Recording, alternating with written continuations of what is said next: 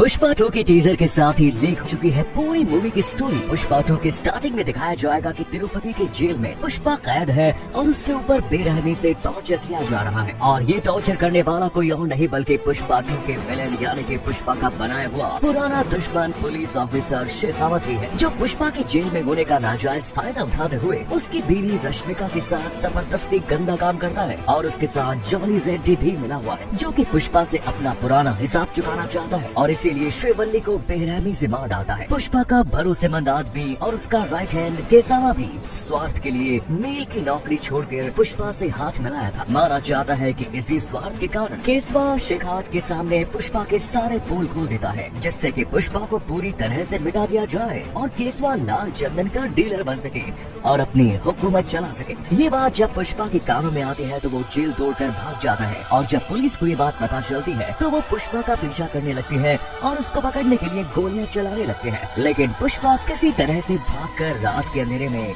शेरशालम के जंगल के अंदर छुप जाता है और पुलिस उस पर अंधाधुंध गोलियां चलाने लगती है। उस रात उन्हें पुष्पा की बॉडी जंगल में कहीं नहीं मिलती है। फिर अगले दिन पुलिस ने शेरशालम के जंगल में पुष्पा को ढूंढने के लिए स्पेशल फोर्स भेजी तो ढूंढते ढूंढते उन्हें भाकर बेट की पहाड़ियों पर पुष्पा का खून से लथपथ शर्ट मिलता है जिस पर 8 गोलियों के निशान थे। पुष्पा की बॉडी नहीं मिलने पर पुलिस ने पुष्पा को डेड घोषित कर दिया। खबर टीवी पर आते ही पुष्पा के समर्थकों ने चारों तरफ आंदोलन चालू कर दिया और चित्तूर तिरुपति जैसे इलाकों में दंगे छिड़ गए। इसके साथ ही अनामाया जैसे और शहरों में पुष्पा के समर्थकों ने पूरी तरह से तोड़फोड़ भी करनी शुरू कर दी। हजारों की तादाद में लोग सड़क पर उतर आए और गुस्से से दुकानें और गाड़ियां तक तोड़ डाली। पुलिस के खिलाफ विद्रोह करना भी शुरू कर दिया। पुष्पा के समर्थकों का ये कहना था कि लाल चंदन के 2 नंबरी धंधे से वो खुद ऐश और आराम की जिंदगी नहीं जीता था, बल्कि पुष्पा गांव के गरीबों की मदद करता था, सब गरीबों को खाना खिलाता था। उनके मुताबिक वो कोई भगवान से कम नहीं था। ऐसे चलते हुए करीब 1 महीना बीत गया, लेकिन लोगों ने दंगे जारी रखे। कईयों का मानना था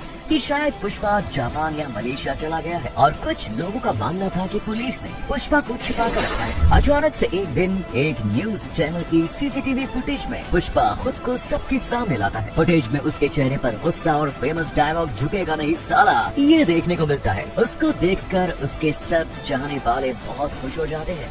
लेकिन अब सवाल ये आता है कि आखिर पुष्पा इतने दिनों से कहाँ गायब था। कई जानकारों के मुताबिक ये सुनने को मिल रहा है कि केजीएफ के रॉक स्टार यश भी पुष्पा 2 में दिखने वाले हैं। दरअसल पुष्पा जब पुलिस से भागकर सब कुछ खोकर शेरशालम के जंगल में गायब हो जाता है, तब जंगल में ही सभी से छिपकर अपनी कलाकारी से चाइना, मलेशिया, जापान जैसे देशों के लाल चंदन के स्मगलर से डील करके भारी रकम मुनाफा कमाता है और इसमें वो लाल चंदन की लकड़ियों को एक्सपोर्ट करने के लिए समंदर के पानी में बहाकर ट्रांसपोर्ट करता है। इसी दौरान पुष्पा को केजीएफ स्टार रॉकी भाई मिल जाता है, जो केजीएफ चैप्टर 2 के एंडिंग में समुद्र से सोने से लदा जहाज लेकर डूब जाता है। इसके बदले रॉकी भाई पुष्पा को हर वो मदद करते हैं जो पुष्पा को जरूरत है, जिससे पुष्पा और रॉकी भाई की दोस्ती मजबूत हो जाती है। जहाँ तक देखा जाए कि पुष्पा और रॉकी भाई की बैकग्राउंड स्टोरी सेम ही है। दोनों ही गरीब मजदूर से बहुत ही कीमती चीज सोना और लाल चंदन की स्मगलिंग करके पावरफुल आदमी बनके पूरी दुनिया पर राज करना चाहते हैं, जिससे दोनों के ही दुश्मनों की लिस्ट बहुत ज्यादा हो जाती है और दोनों के ही कैरेक्टर में माँ से जुड़े इमोशन को बड़ा ही जबरदस्त दिखाते हैं और दोनों ही कैरेक्टर में दुश्मनों ने हीरोइन को मार दिया। दरअसल पुष्पा पार्ट 1 में पुष्पाराज ने जॉली रेड्डी, शीनू गैंग और आईपीएस शेखावत से दुश्मनी मोड़ ली थी और पुष्पा 2 में उन लोगों ने पुष्पा से बदला लेने के लिए उससे उसका सब कुछ छीन लिया। पुष्पा 2 में हमें ये देखने को मिलेगा कि रॉकी भाई को कैसे मिली मदद और पुष्पा का मैन पावर से वो और भी स्ट्रॉन्ग बनकर इंडिया वापस लौटते हैं, जिससे कि दुश्मनों से जंग छोड़कर पुष्पा अपने मकसद को पूरा कर सके और इंडिया में रूल कर सके। इसके लिए पुष्पा 2 के 3 मिनट्स की टीजर के लास्ट में हमें पुष्पा पुलिस स्टेशन में बैठे एक डायलॉग देते दिखाई देते हैं, अब्रुल पुष्पा का मतलब कि अब पूरे इंडिया का चंदन के एक्सपोर्ट इंडस्ट्री का सरताज बन चुका है पुष्पा और उसके साथ आने वाले समय में नई नई चुनौतियां और दुश्मनों का सामना करना पड़ेगा, क्योंकि पुष्पा को पूरे वर्ल्ड का चंदन इंडस्ट्री का सरताज बनना है। पुष्पाराज का असली मकसद जो अभी बाकी है, जिसकी स्टोरी शायद आने वाले समय में पुष्पा 3 में हमें देखने को मिल जाएगी और तब तक के लिए झुकेगा नहीं साला।